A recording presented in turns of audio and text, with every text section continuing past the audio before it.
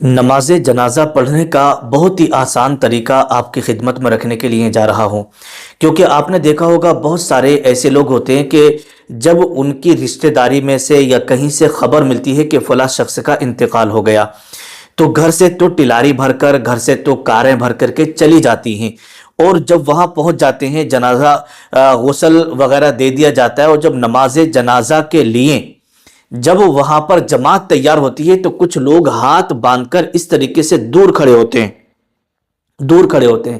بہت سارے لوگ کہتے ہیں کہ بھائی آؤ، دیکھیے گا نماز ہو رہی ہے، نماز جنازہ ہو رہی ہے، آپ نماز میں شریک ہو جاؤ، آنے کا فائدہ ہے کیا آپ کا؟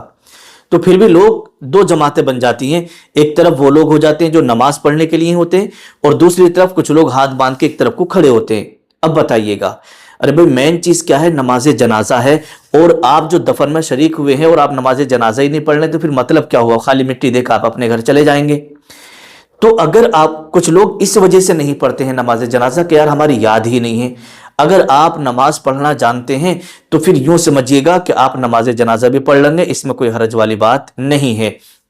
کچھ لوگ کہیں گے کہ حضرت جو نماز جنازہ میں دعائیں پڑھی جاتی ہیں نا، وہ دعا ہماری یاد نہیں ہے، تو اس کا بھی حل میں ابھی آپ کو میں بتاؤں گا کہ جن لوگوں کی نماز جنازہ کی دعا یاد نہیں ہے نا، تو وہ کیا پڑھیں اور کس طریقے سے پھر وہ نماز جنازہ ادا کریں۔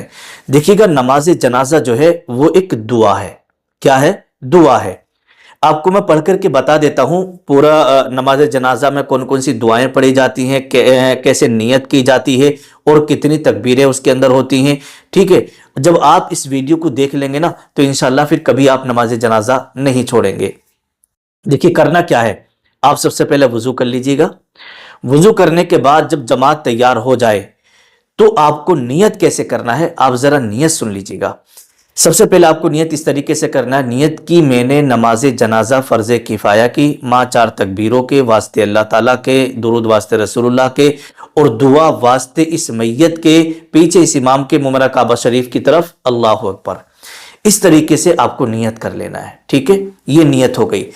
اب نیت کرنے کے بعد آپ کو ثنا پڑھنا ہے، اور ایک تکبیر ہو گئی۔ تکبیروں کا بھی آپ کو یاد رکھنا ہے، ایک تکبیر ہو گئی جب ہم نے نیت کر لی، ایک تکبیر۔ اب اس کے بعد میں ثنا پڑھنا ہے، سبحانک اللہم وبحمدک وتبارک اسمک وتعالی جدک وجل ثناؤک ولا الہ غیرک۔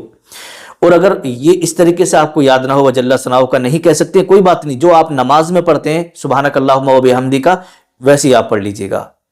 ٹھیک ہے، جیسے ہی سبحانہ آپ کا ختم ہوگا، ولا الہ غیرک، اس کے بعد پھر تکبیر کہیں گے امام صاحب، آپ کو بھی تکبیر کہنا ہے۔ لیکن ایک چیز میں آپ کو یہاں پر اور بتا دوں کہ جیسے تکبیر امام صاحب کہتے ہیں نا، تو بہت سارے لوگ اس طریقے سے ایسے کرتے ہیں، اللہ اکبر اللہ اکبر، تو آسمان کی طرف کو دیکھتے ہیں۔ تو بہت ساری جگہوں پر یہ رواج جو ہے نا رائج ہو گیا ہے، تو آپ کو آسمان کی طرف نہیں دیکھنا ہے، بلکہ اسی طریقے سے آپ کو تکبیریں کہنا ہے، اپنی گردن کو اوپر نہیں اٹھانا ہے۔ تو ثنا آپ نے پڑھ لیا، ثنا پڑھنے کے فوراً بعد آپ کو تکبیر، امام صاحب تکبیر کہیں گے، آپ کو کہہ لینا ہے۔ تو کتنی تکبیریں ہو گئیں؟ دو۔ اس کے بعد آپ کو درود شریف پڑھنا ہے، یعنی درود ابراہیمی پڑھنا ہے، اللہم صلی علی محمد وعلی آل محمد کما صلیت علی ابراہیم وعلی آل ابراہیم انک حمید مجید۔ اس میں جو ہے دو الفاظ زائد ہیں، میں بالکل وہی درود شریف آپ کو پڑھ کر کے بتا رہا ہوں جو آپ نماز میں پڑھتے ہیں۔ ٹھیک ہے، بڑی آسان، کیونکہ ظاہر سی بات آپ روزانہ نماز پڑھتے ہیں تو آپ کو یہ یاد بھی ہوگی۔ تو پھر اللہم بارک علی محمد وعلی آل محمد کما بارکت علی ابراہیم وعلی آل ابراہیم انک حمید مجید، یہ درود ابراہیمی آپ نے پڑھ لی۔ پھر امام صاحب جو ہے تکبیر کہیں گے اللہ اکبر، تو آپ کو بھی تکبیر کہہ لینا ہے۔ ٹھیک ہے، تو کتنی تکبیریں ہو گئیں؟ تین تکبیریں ہو گئیں۔ اب اس میں ایک چیز یہ آتی ہے کہ ہمیں یہ دیکھنا ہے کہ میت جو ہے وہ بالغ ہے یا نابالغ ہے۔ اگر بالغ میت ہے تو پھر آپ کو یہ دعا پڑھنا ہے، اور اگر نابالغ میت ہے پھر اس میں یہ دیکھنا ہے کہ یہ لڑکے کی ہے یا لڑکی کی ہے، تو وہ الگ الگ دعائیں دونوں کی، لڑکے کی الگ ہے، لڑکی کی، نابالغ لڑکی کی الگ ہے۔ اور اگر بالغ میت ہے، چاہے وہ مرد ہو یا عورت، ان کی دعا ایک ہی ہے۔ ٹھیک ہے، اب وہ کس طریقے سے پڑھنا ہے؟ تیسری تکبیر کہنے کے بعد آپ کو یہ دعا پڑھنی ہوگی، اللہم اغفر لحینا ومیتنا وشاہدنا وغائبنا وصغیرنا وکبیرنا وذکرنا وانثانا، اللہم من احییتہ منا فاحیہ علی الاسلام وما توفیتہ منا فتوفہ علی الایمان۔ اس دعا کو آپ کو پڑھ لینا ہے۔ اب آپ کہیں گے کہ مولانا صاحب آپ نے تو پڑھ کے سنا دی، لیکن اتنی بڑی دعا ہمارے تو یاد ہے نہیں، ہم کیا کریں گے؟ تو دیکھیے گا، جن لوگوں کی یہ دعا یاد نہیں ہے تو وہ اس دعا کو یاد کرنے کی کوشش کریں۔ جو شریعت کا حکم ہے وہ یہی ہے کہ اس دعا کو یاد کرنا شروع کر دیں، اور جب تک یہ دعا آپ کی یاد نہ ہو تب تک آپ اس دعا کی جگہ سورہ فاتحہ پڑھ لیں، یعنی الحمدللہ رب العالمین، یہ تو آپ کو یاد ہی ہوگی کیونکہ آپ نماز پڑھتے ہیں روزانہ۔ تو الحمدللہ رب العالمین الرحمن الرحیم مالک یوم الدین ایاک نعبد و ایاک نستعین اہدنا الصراط المستقیم صراط الذین انعمت علیہم غیر المغضوب علیہم ولا الضالین۔ تو جتنی دیر میں دوسرے لوگ یا اللہم اغفر لحینا و میتنا و شاہدنا و غائبنا پڑھیں گے اس دعا کو، تب تک آپ یہ سورہ فاتحہ پڑھ لیں گے۔ لیکن اس کے لیے ضروری ہے تب تک آپ پڑھیں اس کو جب تک آپ کی وہ دعا یاد نہیں ہو رہی ہے، اور جیسے ہی یہ دعا مکمل ہوگی تو پھر آپ کو کیا کرنا، امام صاحب یہ تکبیر کہیں گے۔ کیا کہیں گے؟ تکبیر، چوتھی تکبیر ہوگی، اللہ اکبر۔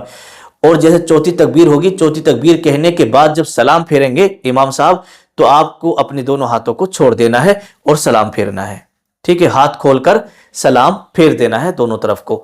ٹھیک ہے، بہت سارے لوگ کیا کرتے ہیں کہ جب ادھر کو سلام پھیرتے ہیں ایسے کر کے، سیدھی طرف کو سلام پھیریں گے تو یہ والا ہاتھ چھوڑ دیں گے ایسے کر کے، اور جب بائیں طرف کو پھیریں گے تو یہ والا ہاتھ چھوڑ دیں گے اس طریقے سے۔ بلکہ جب چوتھی تکبیر ہو گئی تو دونوں ہاتھ کھول کر سلام پھیر دیں۔ ٹھیک ہے، اس طریقے سے آپ کو یہ کرنا ہے۔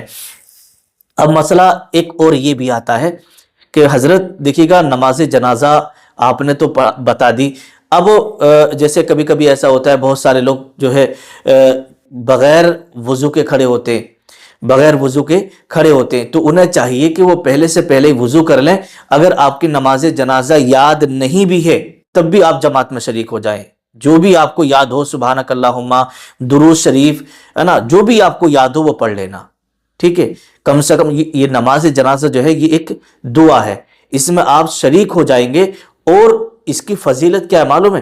اس کی فضیلت یہ ہے کہ اگر مان لیجیے گا کہ 40 آدمی ہیں یا جتنے بھی لوگ ہیں، نماز جنازہ پڑھنے والوں میں سے اگر کوئی نیک بندہ ہے اللہ کا، اور اس اللہ کے نیک بندے نے نماز جنازہ پڑھی، تو اس اللہ کے نیک بندے کی برکت سے، اس اللہ کے نیک بندے کے ذریعے سے میت کی مغفرت ہو جاتی ہے۔